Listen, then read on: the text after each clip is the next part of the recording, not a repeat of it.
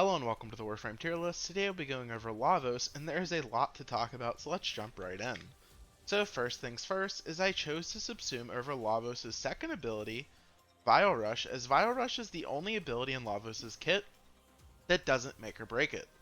The fourth ability is the main reason to play Lavos, the third ability gives you too much cooldown reduction, and the first ability also gives you cooldown reduction with the augment, Swift Bite, giving you cooldown reduction, and it's also how you stay alive with its heal on hit. So that means that the only ability that you can realistically get rid of if you choose to subsume something off is Vile Rush, which is pretty unfortunate for two reasons. The first reason is because, well, Vile Rush is just pretty fun to use. The other problem is whenever you subsume off of an ability as Lavos, you lose the ability to access its element type. This means that whenever you get rid of the second ability, you can no longer make viral. It isn't the end of the world though, as you can choose to source viral from other ways, such as the Cedo, which is what you should always be using as Lavos, as the Cedo is the best way to spread statuses, and in fact the Cedo does a better job at spreading statuses than Lavos' entire kit. As for subsume options, I was using Sickening Pulse to double the damage of my 4 and to also extend currently afflicted statuses, just to extend their duration longer. Other subsume options are Nourish, which is very good as it allows you to source corrosive from your weapons as well as viral, because Nourish gives you innate viral on your weapons, and not only that, but Nourish CCs enemies, which is very nice for Lavos' survivability, which is where he lacks. And it also immediately applies viral and an AoE whenever you get hit. So Sickening Pulse, Nourish, and Roar, because Roar kind of does the same thing that Sickening Pulse does in amplifying the damage of your fourth ability Catalyze, but it also buffs the damage of your weapons themselves. So Sickening Pulse, Roar, and Nourish are the three best options. Other options include Breach Surge, which is very nice because sometimes your 4, all of the enemies that you hit with Catalyze won't all be fully primed. This means with Breach Surge, you will take the damage that you deal to the enemies that were fully primed that you one-shot, and redirect their damage to the other enemies that didn't have as many statuses applied to them, killing them as well. Of course, something like Ensnare is also nice to group the enemies together to guarantee that they're all primed. And finally, Eclipse, but Eclipse is by far the worst, and it's basically just turning Lavos into a gun frame rather than a caster. As for the build itself, I am using the Mecha mod set for two reasons. First off, the Mecha mod set applies statuses in a large radius, which of course Lavos greatly synergizes with. The second reason is because I already mentioned, Lavos struggles to stay alive in higher level content, and Mecha Pulse is by far his best option to do so. Speaking of survivability, let's move on to the Arcanes really quickly.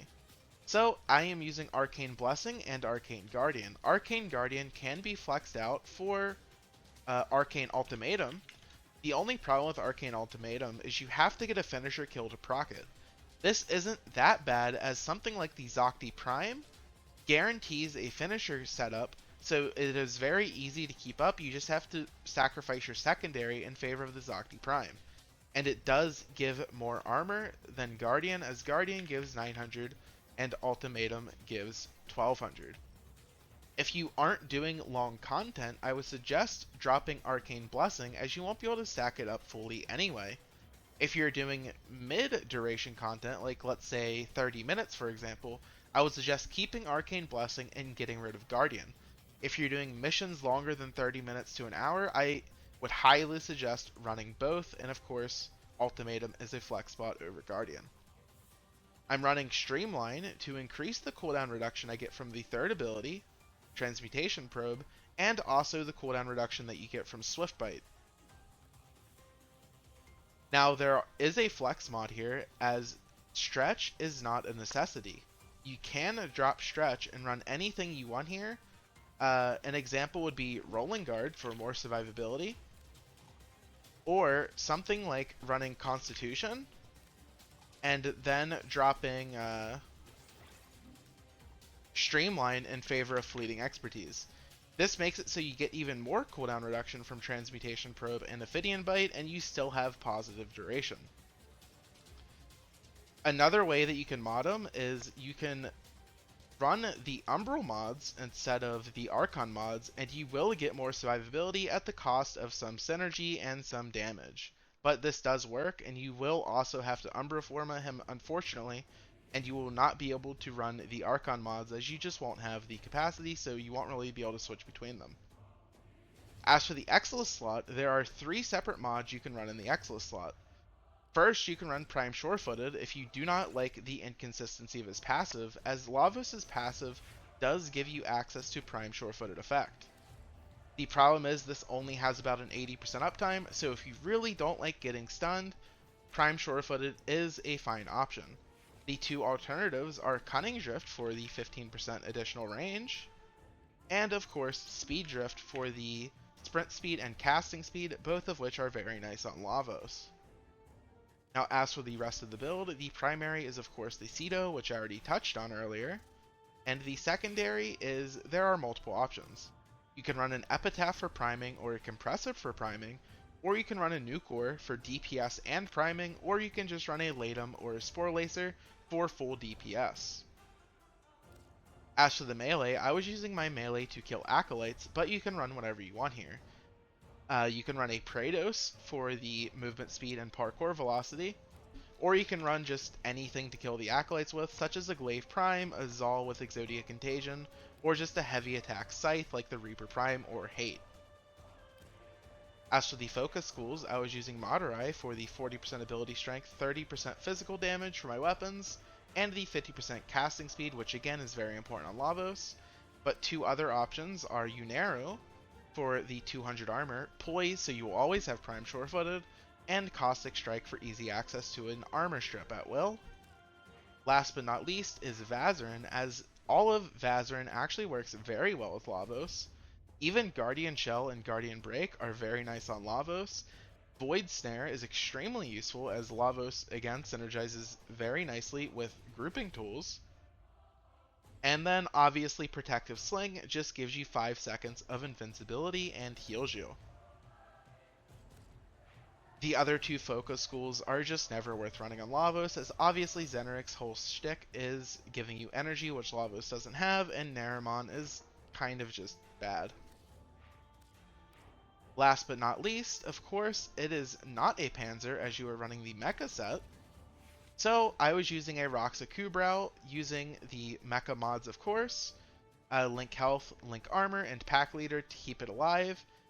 Still have Synth Fiber to increase its survivability even further, and still for the passive holster reload.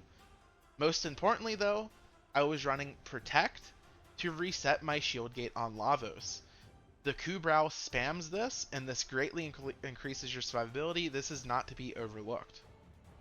A flex slot on this Kubrau build is Haste and Deflection. I was just using this to keep my Kubrau shield gate up to increase its survivability, but you can really put whatever you want here.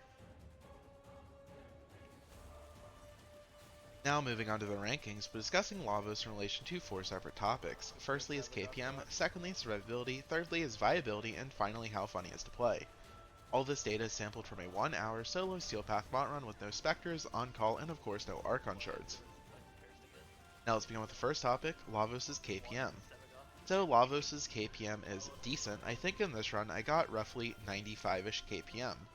That being said, I also started playing sloppy towards the end and the room layout wasn't that great, so you could probably average out to get roughly 100 KPM pretty reliably on Lavos, which is about average for just most frames in the game that don't have survivability issues.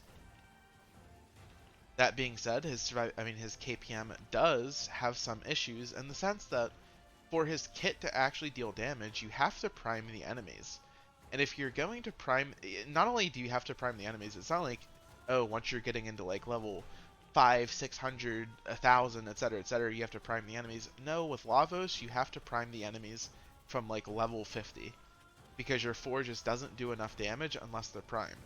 Of course, in the lower levels, like sub-level 100, you can just only prime with like your 1 and 3, and that's good enough. But Once you enter Steel Path, you have to start priming them with other sources, namely the Cedo, which is like kind of fine, but that means that you're kind of forced, well, you are forced to give up your primary weapon for the Cedo, which isn't bad. Like the Cedo does good damage, but it's not that great for your KPM, especially in something like a survival setting. And your secondary also isn't that great. Like, what are the good secondaries? Like Spore Lacer, Spearex, uh, honestly, like, is that it? Latum, I guess, but like, also none of those are that great for your KPM either. So his KPM's kind of locked unless you just like play him as a sole gunframe and you just switch to like a Brahma or a Zar or something. But if you're going to do that, I would argue there's literally no point to play Lavos at all. Uh, so his KPM is kind of average, and not only that, if you're going to be priming enemies at like these levels that you're going to be taking Lavos into, which again I'll touch on this later because you're not going to be staying in missions for that long as Lavos anyway.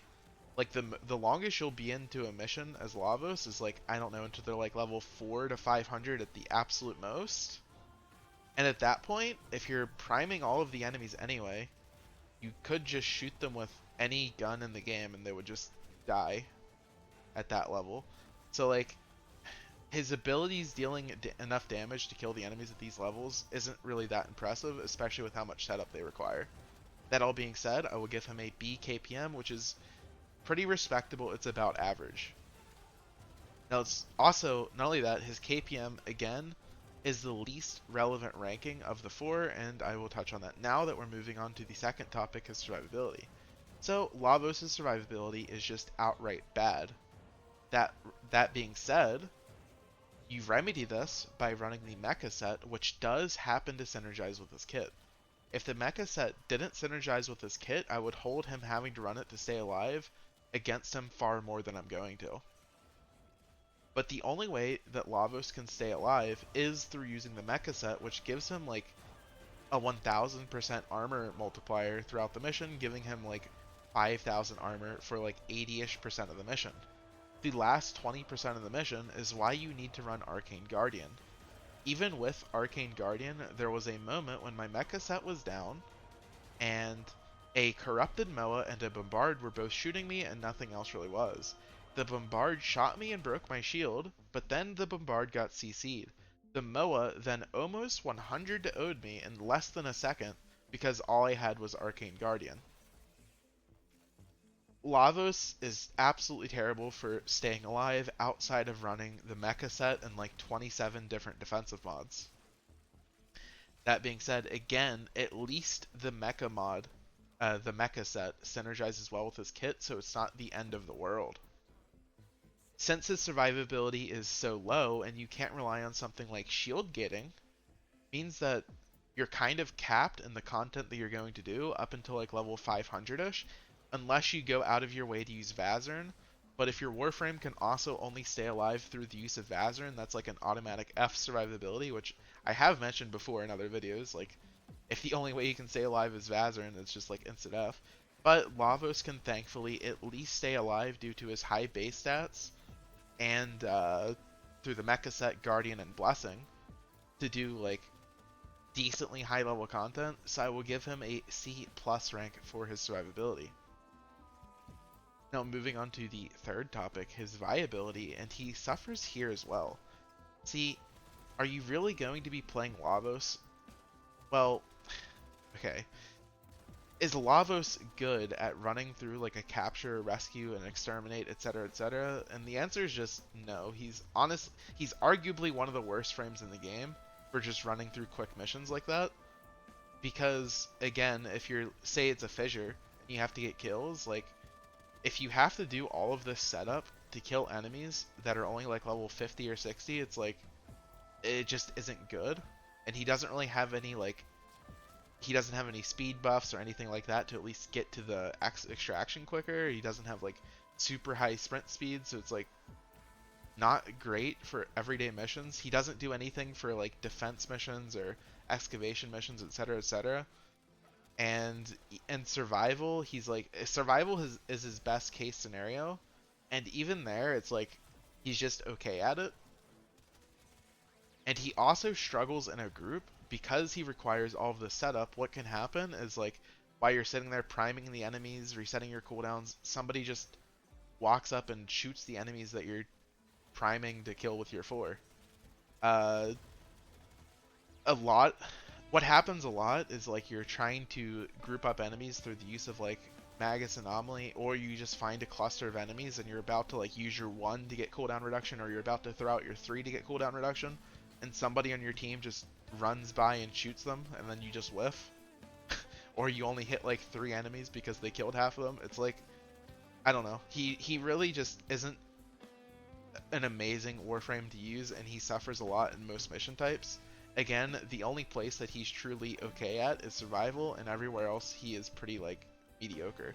Of course, he is one of the best railjack pilots, but I would argue that Protea is significantly better. Lavos is just a lot lazier and a lot easier. And also, I feel like being a good railjack pilot is kind of the most irrelevant form of being viable, so I don't know. I'll give him a D rank for his viability. Now, moving on to the final topic, how fun he is, and in my opinion, this is where he actually excels. I found him to be pretty fun, but it's kind of like, it's kind of weird. He's really annoying to play because you're sitting there like micromanaging the elements on your abilities, but he's also strangely fun to play. I genuinely don't know why. I think it's because he's one of the few frames that actually has a high skill cap. So it's just fun playing him because you actually have to try. That being said, usually when things have high skill caps, you want them to also be really good, and Lavos is just honestly pretty average, so it's a bit unfortunate that the highest skill cap frame in the entire game is just average. But he is fun to play. I don't think he's for everybody. Like a lot of people probably will find him way too like micromanagey, or you just have to press way too many abilities. So like I understand if people wouldn't like him, but I did personally find him very fun. I will give him an A rank for his fun. In conclusion, Lavos is a pretty average Warframe sitting between C+ and B-. That being said, he is a very fun Warframe if you happen to enjoy a more active playstyle.